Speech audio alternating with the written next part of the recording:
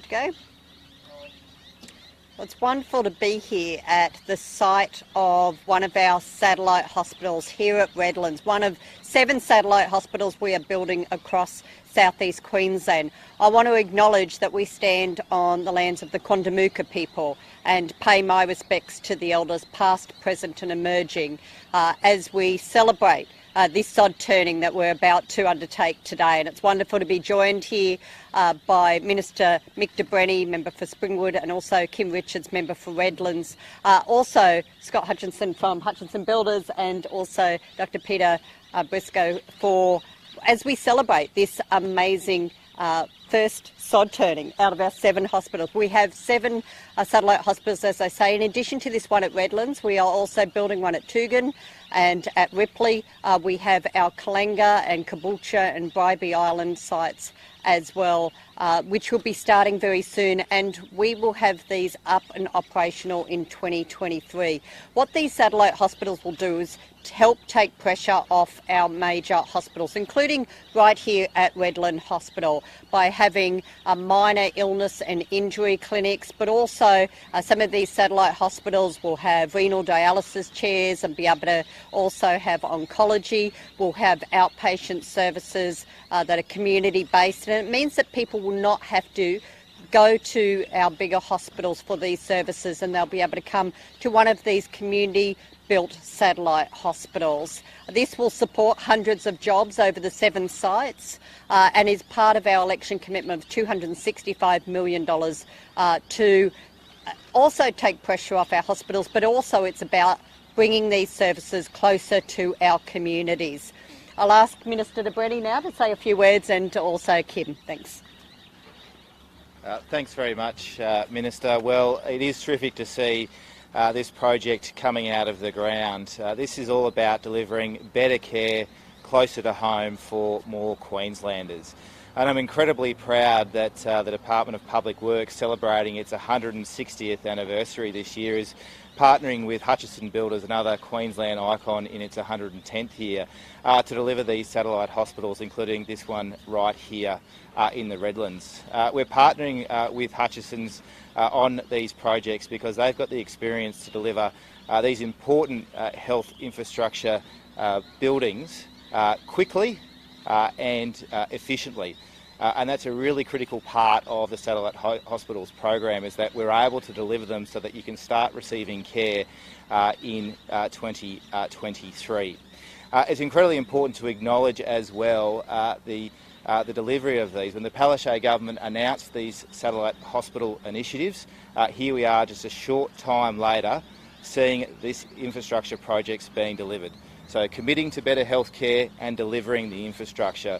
Now we need to contrast that with announcements being made by Scott Morrison and the federal LNP. They're all about making announcements and never following through on the delivery. And here you have a Labor government delivering on its commitment to more health infrastructure in more communities, delivering on our commitments to Queenslanders. Thanks, Yvette. Thank you, Minister. Can I say what an exciting day it is for Redlanders here today for the sod turning of our satellite hospital. Our Palaszczuk government is committed to delivering better health care closer to our communities. We know that we're doing the heavy lifting when it comes to providing healthcare services.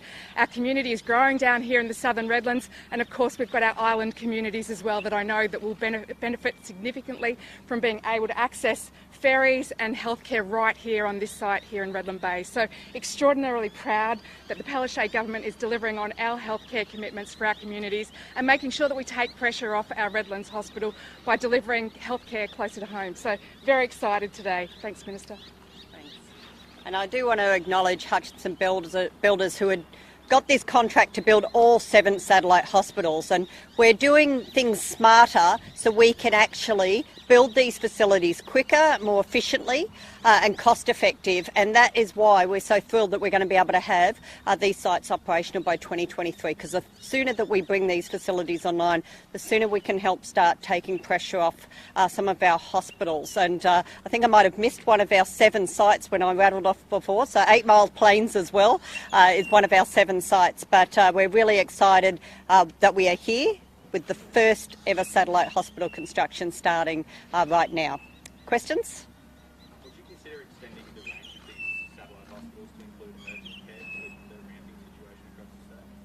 Well, what we know is redirecting or diverting people away from our emergency departments that are minor illnesses and injuries will still take pressure off our EDs. Now, as far as bed capacity, and I've heard some of the criticism from the opposition in relation to overnight beds for these hospitals, but by diverting and moving some of these services out of our hospitals, it creates extra space for us to put beds. That's overnight beds.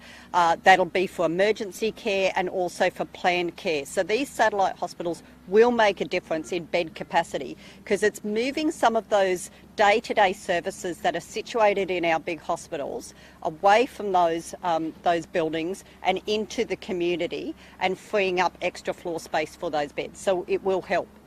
About a year ago, you announced $100 million funding for 65 extra hospital beds. What's the progress with that? Well, we've actually brought on many more than 65 hospital beds, but we have to remember that as at today, there are around 240 beds being taken up by COVID alone. So many of the beds that we've brought online over the last 12 months are now very much being occupied by COVID patients. And this is going to be an ongoing challenge for not just Queensland. This is a national issue. You can pick up any paper or Google ambulance ramping and you will see every single state is facing problems right now and the challenges of the demand pressure. We expect that at least one award in every one of our major hospitals will be dedicated to COVID patients going forward. That means we need to create even more beds. Only a week or so ago, I was down at Logan announcing 206 new beds will be coming online in the next couple of years, plus additional maternity beds. We've got expansion happening here at the Redlands Hospital with extra beds as well. So we are already investing in more long-term beds, as well as the ones that we brought online, both in the public system but also partnering with the private hospital system. Is there a plan to ramp that up even more?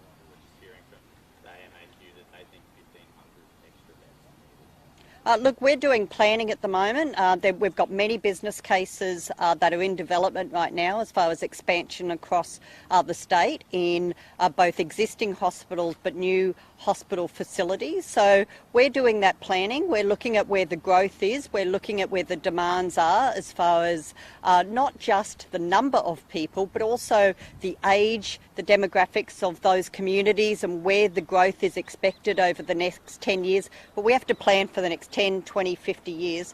It is why we have, as the AMA have done, and we stand side by side with the AMA here in Queensland and nationally, calling on the Commonwealth to give us 50-50 funding. It is about time that commitment that was made many years ago was delivered on. And we have just been ignored every step of the way by the Commonwealth and by Scott Morrison when we have asked for them to give us genuine 50-50 funding for our hospital system. A lot of the planning you're doing now for the future, which all sounds really promising. But what's got us into this problem right now? Is it a lack? Is it that sort of planning which wasn't done 10 years ago? Effectively, have you been dealt a hospital pass by previous health ministers who haven't done the planning required? As such, we are now in the situation that we're in. Well, I think Labor has shown since we came into government in 2015 that we are willing to commit and have delivered record health budgets every single year. Over $22 billion of investment in the Queensland health system just in the last financial year. So our record stands. We have increased frontline workers. We have brought on new facilities. We're building new facilities and expanding new facilities now. And we have a pipeline of work going forward. So the planning is there, but we have extraordinary growth happening. And we just have to look at what's happened with COVID and the number of people moving to Queensland. And I don't think we could have ever predicted COVID, and we certainly couldn't have predicted the significant migration from interstate, the fastest growing population growth across the country that everyone wants to now live in Queensland as opposed to going to other states. They're migrating here. That is putting extra pressure on, as well as people not taking up private health, people not using their private health. You know, all of these issues, over 520 people in hospital beds today in Queensland that shouldn't be in a hospital bed. They should be getting aged care support or disability support in the community. All of these things are coming together to create a perfect storm at the moment. Well, we are. They'll be operational next year. I think that's a pretty fast development and construction.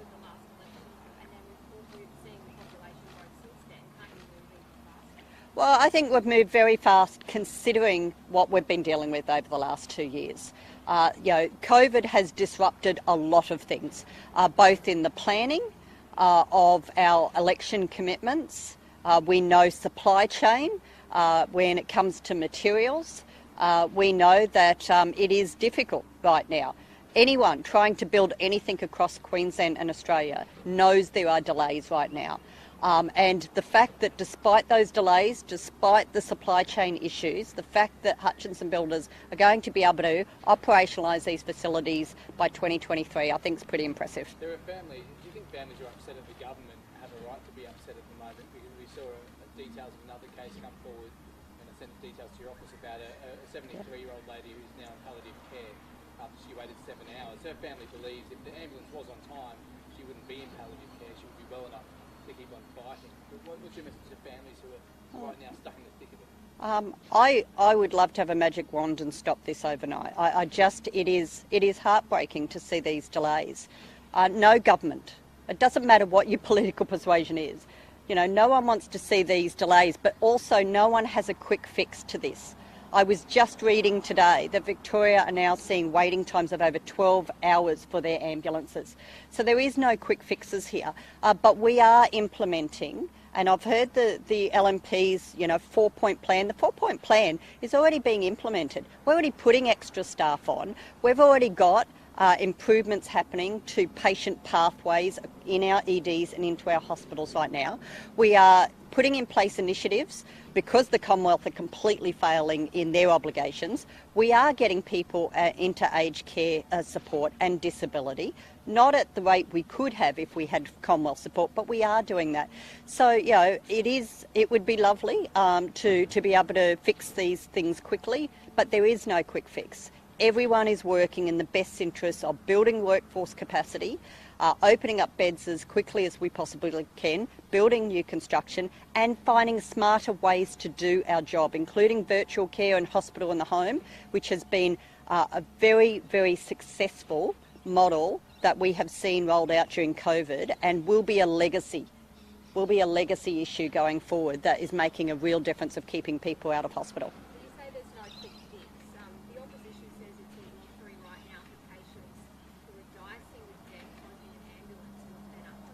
Oh, look, I think those comments are pretty irresponsible from the opposition, but the opposition are just playing pure politics with this issue.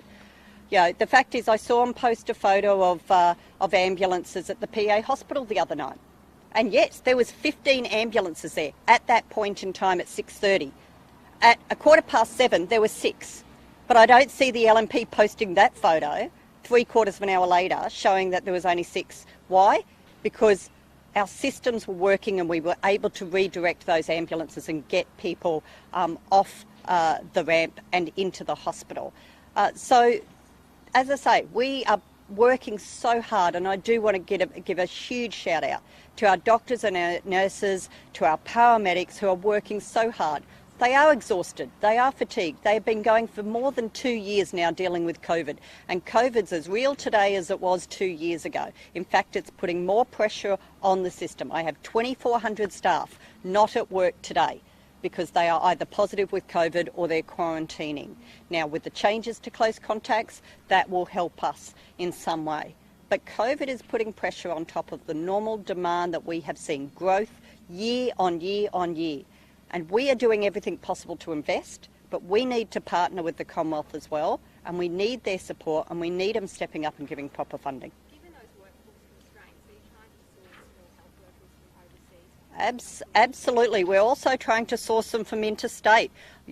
I'm sorry to all my health colleagues around the country, but if you live in any other state or territory in Australia, come work in Queensland. We are the best place to work, and the fact is that we need to expand our workforce. Now, again, there has been huge challenges over the last 2 years in shortage of doctors and nurses and health specialists that would normally supplement our domestic workforce that haven't been able to come to Australia.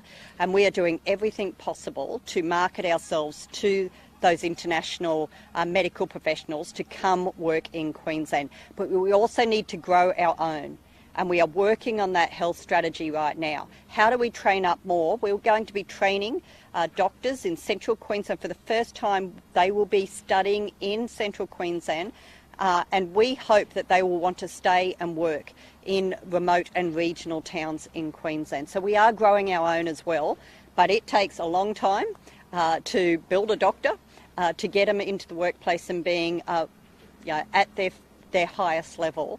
But we're doing everything we can to attract these specialists, to attract our nurses, and of course new graduates, and also our health equity strategy, having more First Nations health workers working in our hospitals, in our health system, and we've got a proud record of what we're doing in this space to increase our First Nations people, not just to improve their quality of life as patients, but also to be healthcare workers. Given the shortage, what's the plan for staffing these satellite hospitals? Well, we're planning for that workforce surge now. So, we are looking at what sort of capacity we're going to need and what our recruitment needs to be, and looking at new ways to attract people into the workforce. It's easy to say, well, let's put on a whole lot of graduates, but you have to have qualified people to mentor them in the workplace. You have to have experienced people. So we're looking at how do we attract those experienced people, but how do we get more graduates into the system as well, and attracting school-based kids. We want more young people while they're still in school coming into our workplace, coming into our hospitals, coming into the QAS, looking at what we do and choosing a health career while they're still at school and getting them early on that pathway. What are paramedics telling you? Some are telling us that morale has never been lower and they've never been busier, but what are you hearing about them? They're exhausted. Well, look, having said that, the health workers and the paramedics I meet around the state are amazing. They really are. And they're also telling me that the initiatives we're putting in place, they are noticing a difference. As I say, every day is different. I can walk into an ambulance station and they can say to us, look, we've got ambulances sitting here, and the staff are sitting there having their lunch because it's one of those days that they haven't got that massive surge. The next day they can tell me that they've had a 30% jump in code 1s. So those demands fluctuate every single day, but we know that they are every year increasing, and we need to find new ways. We have one of the highest ambulance incidences in the country. We have 233 incidences per 1,000 population. The next closest one is South Australia with 180. New South Wales is around 121. That's the difference. We are doing almost twice as many ambulance incidences as New South Wales are. So it's pretty incredible what our paramedics are doing. I've heard the LNP statements that we're doing the worst in the country. I'd like them to show me the figures, because I did a quick analysis today. South Australia is less than 50% off their stretchers in less than 30 minutes. Today, the figure I have is 67% of our patients are off stretcher within 30 minutes. That's the average across Queensland today.